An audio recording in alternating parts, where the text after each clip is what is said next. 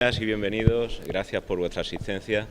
Como sabéis, el objeto de esta convocatoria es una charla. La charla va a versar sobre la brecha salarial de género. Tenemos la suerte de contar con la presencia de Yolanda Fernández Vargas, directora de la Fundación de Mujeres Progresistas, que nos acompaña desde Madrid, que ha tenido la gentileza, como digo, de asistir a este acto y darle contenido, como después hará a lo largo de la conferencia. También me acompaña mi compañera Vanessa Irla, concejal, teniente de alcalde, concejal del área de servicios sociales, que coordinados con un desarrollo empresarial a través del Centro de la Mujer, somos quienes hemos tenido a bien organizar este acto, que, como sabéis, además es plenamente coincidente con la conmemoración del Día de la Brecha Salarial de Género. Yo personalmente lamento las conmemoraciones. Hay algunas que son positivas y hay otras que son negativas. Esta para mí personalmente es negativa. ¿Y por qué lo es? Pues es porque viene a recordar la existencia de un problema. No estamos celebrando la resolución de ningún hecho ni la conmemoración de algún evento positivo, sino que tenemos que hacer una conmemoración para recordar que tenemos un problema muy grave, que además late desde la Constitución, el texto constitucional del año 78, como después diré en la introducción frente a las personas que asistan, ¿no? Después del 155, en los últimos meses, quizá todos y todas hemos oído alguna vez y de forma reincidente hablar del artículo 14 de la Constitución. Todos y todas. Bueno, el artículo 14 de la Constitución prohíbe la discriminación, entre otras cosas por razón de género. Y resulta que además comienza diciendo que los españoles son iguales ante la ley. Se ve que en el año 78 no había españolas, pero sí las había. Yo recuerdo a mi madre en mi casa, por tanto, por lo menos una española había. Pero sin embargo el género femenino no se introdujo en el texto constitucional. Hoy en día, 40 años después, camino de 41, todavía seguimos igual. Y todavía seguimos igual especialmente en situaciones como esta, ¿no? En la brecha salarial. Es otro problema, no podemos tampoco dejar en manos del legislador la resolución de estas cosas. La base esencial para la igualdad radica en la educación. Y donde tenemos que invertir, y donde se tiene que invertir, es en cultura. Y a través de la cultura se modifican y se cambian las sociedades y se mejora la convivencia entre las personas y alcanzamos esa igualdad que tanto se demanda y a la que recurrimos de forma reiterada, aludiendo al artículo 14 al que me refería. Bueno, pues en el día de hoy tenemos que conmemorar ese hecho, tenemos que visibilizar el problema, tenemos que darle contenido, tenemos que transmitir a la sociedad la necesidad de luchar por esa igualdad y con ese objeto y con ese fin, como decía al principio, pues nos acompaña Yolanda para poner de manifiesto a las personas interesadas cuál es el problema, cuáles pueden ser las soluciones, qué causa ese problema y demás cuestiones al respecto. Muchas gracias. Yolanda.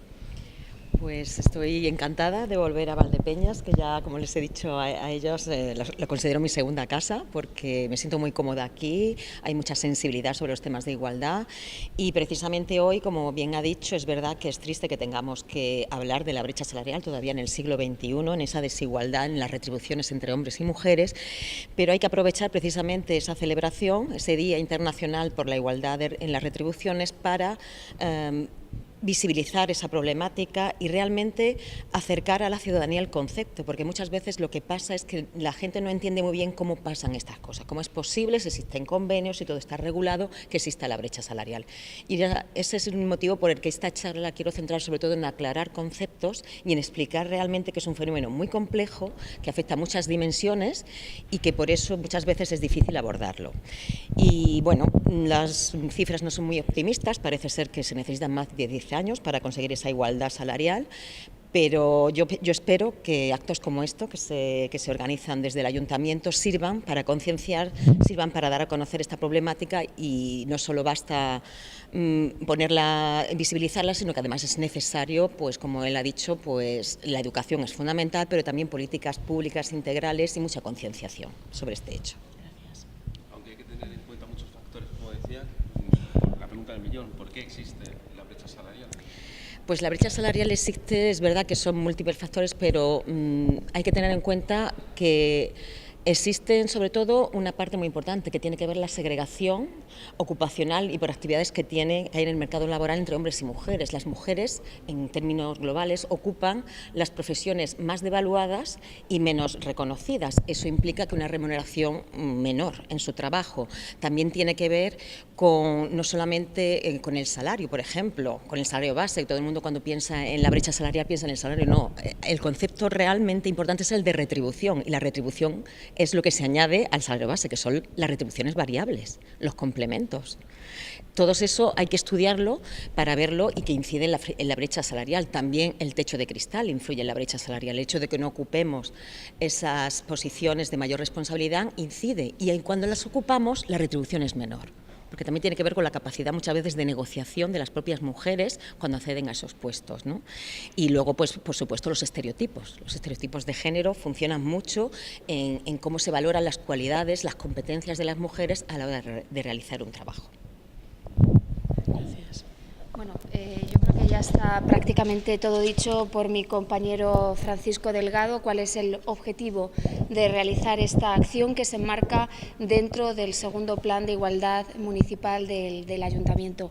Agradecer a Yolanda que nos acompañe una vez más, que además hace siempre sus exposiciones. Las jornadas que ha realizado anteriormente aquí en el Ayuntamiento son siempre muy dinámicas y tiene esa capacidad de conectar con el público, algo que es muy importante. Yo hoy voy a hablar de otra conmemoración. En estos días que se acerca al 8 de marzo y que ya estoy realizando diferentes entrevistas en medios de comunicación, pues la pregunta recurrente es ¿por qué hace falta celebrar o conmemorar el día 8 de marzo? Pues una de las razones por la que hace falta celebrar ese día es porque aún existe esa desigualdad en la retribución salarial entre hombres y mujeres.